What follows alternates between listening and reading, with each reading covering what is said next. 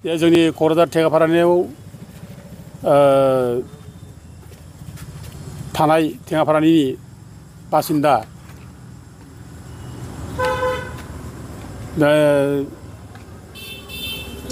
किसान कुमार बसुमतारी दा बियो पाठशालानि आनन्दराम बरुवा कलेजाव 5 सेमिस्टाराव फरायोमोन। दा हठात बियो दाखालि 14 थारिख खालि 16 थारिख खालि बाहेरायाव ओंखारनानै फैदों होननानै जों खोनादों। दा खिन्थु दुर्भाग्यबाबै 15 थारिख फुङाव बिनि गोथै सह'खौ बे चिरां जिल्लानि गुरुभाषा पुलिस आउटपस्टनि आन्दाराव रिकभार खालामो। दा बिनि देहायाव जानाखि जोङो नुदों जथेस्थ' आघात दंमोन आरो बेखौ खोब प्रि प्लेन भाबै खोब कौशल खालामनानै बेखौ बुथारनाय जादों होननानै जोङो सानना लादों। आरो मोनसे बेयाव प्रश्न जादों जोंहा जे दिनै बे जायनाखि आनन्दराम बरुवा कलेज बे कलेजा खुनु डिसिप्लिन गैया नामा, बेहाव खुनु रुल्स गैया नामा, जे सासे छात्रआ बोरै बाहेरायाव फैनो हायो आरो बिनि देहाखौ बोरै एफा गोजानाव जे दिनै 50-60 किल'मिटार गोजानाव बोरै बिनि डेड बडिखौ जों बोरै मोननो हायो, बेनो मोनसे प्रश्न जायो। बे स्कुला खुनु डिसिप्लिन गैया, बे स्कुलाव खुनु कन्ट्रल गैया। दा गथिखे बे स्कुलनि जानाखि माबा बेखौ इमिडियेटलि बेन खालामनांगौ।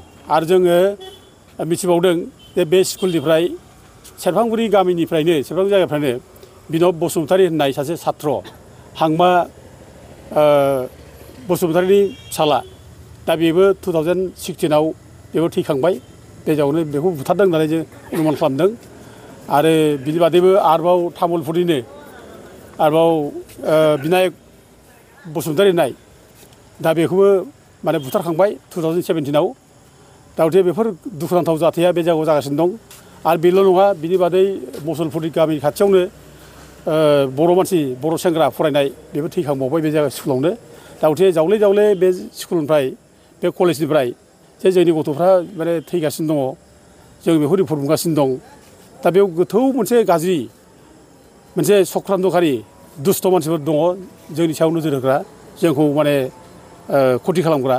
दा गथिखे जायफ्रा बेफोर खामानियाव लोब्बा दं, दा बेखौ इमिडियेटलि पुलिसा हमनानै साजा होनांगौ जों बेखौ दाबि खालामो।